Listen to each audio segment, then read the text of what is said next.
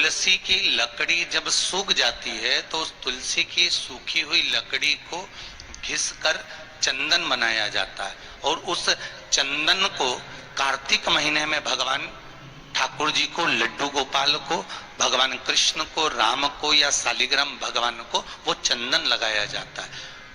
तो उस चंदन की महत्वता इतनी प्रबल होती है, उस चंदन की इतनी प्रबल महत्वता होती है कि उस चंदन को जब भगवान पर लगाते हैं और लगाया हुआ चंदन हमारे हाथ में जो रह जाता है उसको संभाल कर रख लेते हैं। वही चंदन जब किसी बच्चे को निमोनिया हो जाता है या ठंड की शिकायत हो जाती है या उसकी श्वास चलने लगती है या उसका दम भराने लगता है, बच्चा की पसली चलने लगती है, तब केवल उस चंदन को कंठ पर लगा दिया जाता है तो 20 से 25 मिनट के अंदर वो बच्चा ठीक हो जाता है। उसकी इतनी प्रबलता होती है हरी चंदन।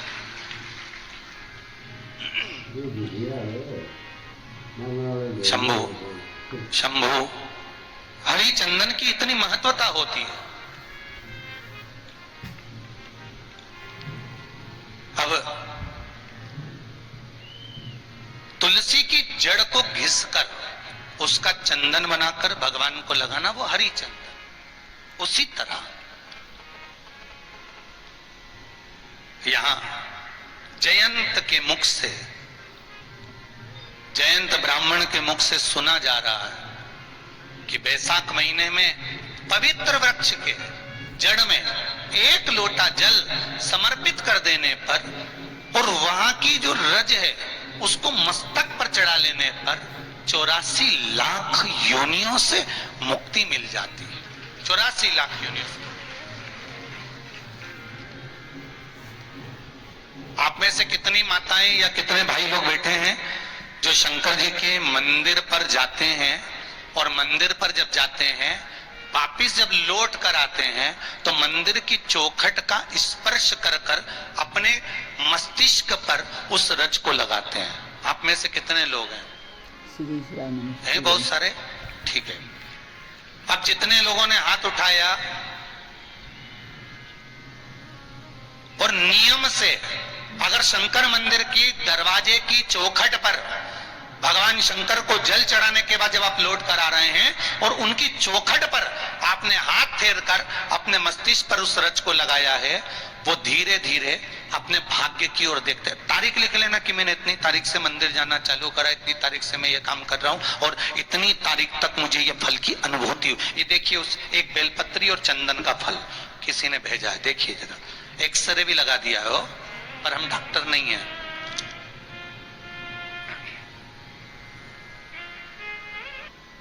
केवल एक बेलपत्र, और मेरा कई मंदिरों से और मंदिर के अगर कई ट्रस्टी बैठे हो उनसे सबसे निवेदन है, जो बेलपत्र ज्यादा चढ़ गई हो उसको सुखा लो, पाउडर बनाओ, पुड़िया बनाओ।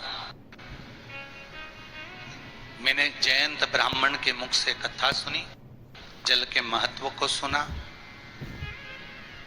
पवित्र बेल चढ़ाने के महत्व को मैंने श्रवण किया। जल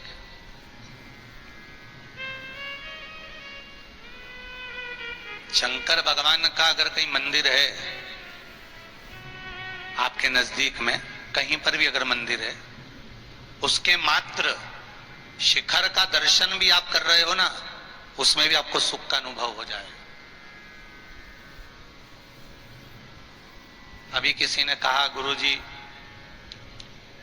पढ़े और उस शिवरात्रि पर एक कलश का पात्र, लोटा तांबे का या मिट्टी में रखा हुआ जल पात्र में लेकर एक बेलपत्र का छोटा सा भाग उसमें छुआया हुआ, और फिर निवेदन कर रहा हूं अगर बेलपत्र उस दिन नहीं मिले तो पात्र लेकर चले जाना मंदिर में। मंदिर में शंकर जी पे तो बेलपत्र चढ़ी होगी ना, अरे बोलो तो जरा, चढ़ी होगी ना। उसी बेलपत्र को धोकर फिर जल के पात्र में उसको छुआकर फिर शंकर भगवान को भावों से, दिल से जो चाहते हो, धन, वैभव, संपदा, सत्ता या रोग से मुक्ति, चाहे उदर से जुड़ी हो। हाँ, एक चीज का ध्यान करना, अगर संपदा के लिए, विवाह के लिए या विद्या के लिए या अन्य चीजों के लिए आप शिव जी को जल चढ़ा रहे हो तो उसके जल को उठाकर नहीं लाना है। और अगर रोग के लिए जल चढ़ा रहे हो कि मुझे ये तकलीफ है, घर में ये बीमारी चल रही है, या रोग चल रहा है, या किडनी का, या लीवर का, या कैंसर का, या ब्लड प्रेशर का, तो जो जल तुमने समर्पित करा उसको लेकर आकर आचमन भी कर। कौन से दिन? जम के बोलो जरा। शिवरात्रि 29 तारीख को, यही महीने में जल समर्पित करना, जैसे इस पत्र में आया है, देखिए जरा।